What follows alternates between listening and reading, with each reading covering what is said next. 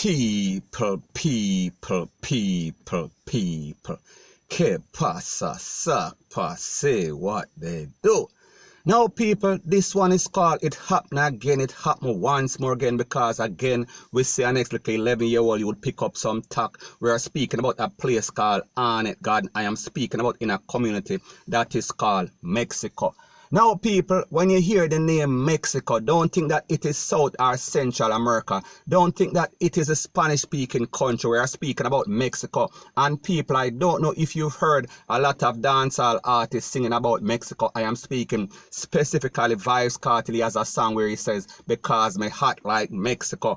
People, when he talks about heat or hot, we are speaking about as it pertains to gang rivalry. We are speaking about gang activity. We are talking about pie. We are talking about tall up. We are talking about all sort of ammunition and artillery. It is always hot over there. And like I've said on several occasions, most of these garrisons, they are like a volcano. They will remain dormant for a little while, and then after that, them flare up. We are speaking about them explode. We are speaking about they erupt, point blank and period. Now, based on the account of the grandmother, and her name is Arnette Johnson, she said that they were at home when the little child said she was thirsty and she needed to buy something. We are talking about a juice, some sort of bag juice, rete, lele, blue, blah, bling. So the grandmother said, all right, that should not be too hard because the store is just right around the road. We are speaking about next door. So people, she would have figured that the child would have been safe. And people, don't get it twisted, don't get it misconstrued. Don't think that these people, we are talking about the old people, them are not aware what is going on. However, the truth and the fact that you cannot stay home all the time, you need to get grocery, you need to get something to drink. So she thought that it would have been easy. We are talking about an easy task like 1, 2, 3.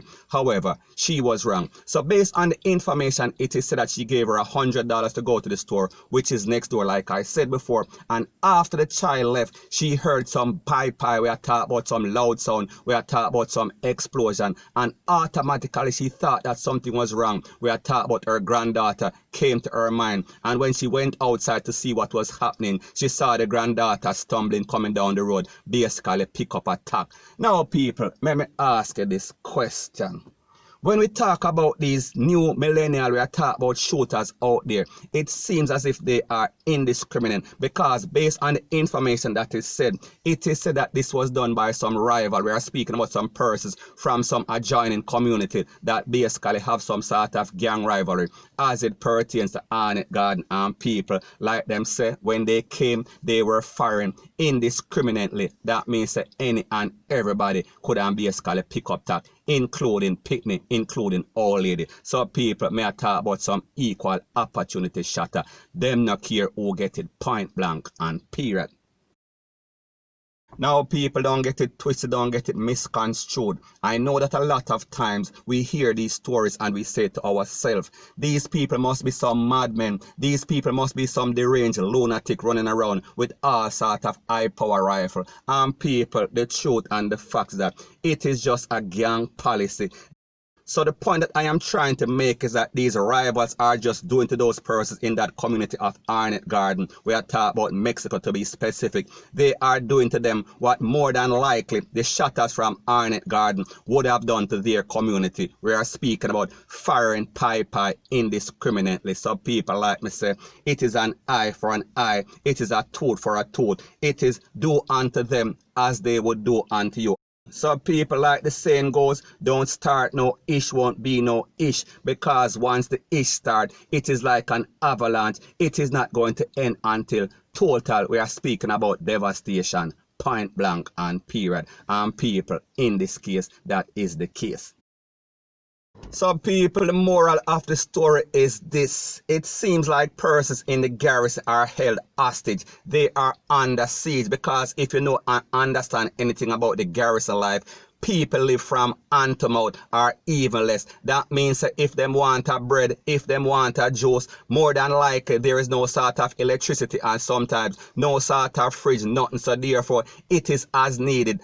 So my point is that even though persons are aware that there is some sort of gang activity going on, them have to come outside sometimes, and people, sometimes when you take a chance, you basically lose, and people, in this case, that is the case, people, and it is very sad, point blank and period. So anyways, people, the truth and the facts that it was bad. However, it could have ended up even worse. We are speaking about the worst case scenario because she is actually alive and she was taken to the place of recovery and she is undergoing treatment and she should be okay. So people, may just say she lucky that this con did not catch her in one of her vital organs. May I talk about even in her head or in her upper torso. So people, the point and the moral of the story is that it is bad, but it is not so bad, especially when we consider that this is the garrison and we are speaking about an era that is known for all sort of activity. We are talking about bad activity.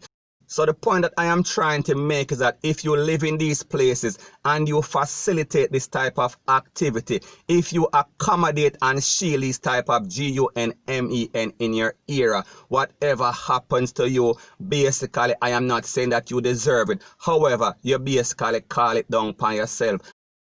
Now, I am not saying that that is the case in this case because we see in this incident we are speaking about a grandmother and also a little picnic that is 11. So therefore, they could not have called out anything on themselves because more than likely the possibility or the probabilities are they are not involved. Me just as a people that facilitate it and also guard the shutter whenever anything like this happen. People, they should expect it. And I am not saying that it is justified. I am just speaking about it is what it is. Point blank and period. So anyways, people, that is my views on the whole thing as it pertains to that. And like me say, it is just my views and opinion. It is not the gospel. Your views and opinion can be respectfully different from mine. But let me know what you think in the comment section. Bless up.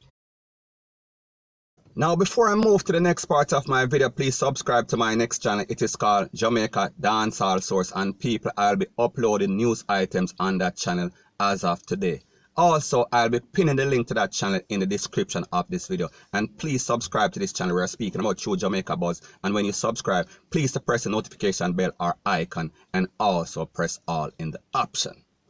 Now, the next part of this video is called Politics and Hypocrisy. We are speaking about these politicians and especially or specifically, I am speaking about Andrew Holness and the JLP. They are speaking from both sides of their mouth. They are double talking. They are using some sort of double standard.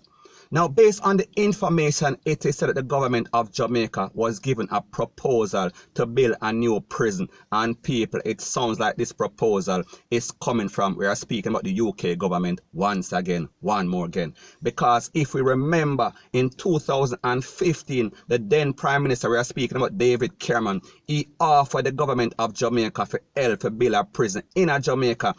And this offer was for £30 million.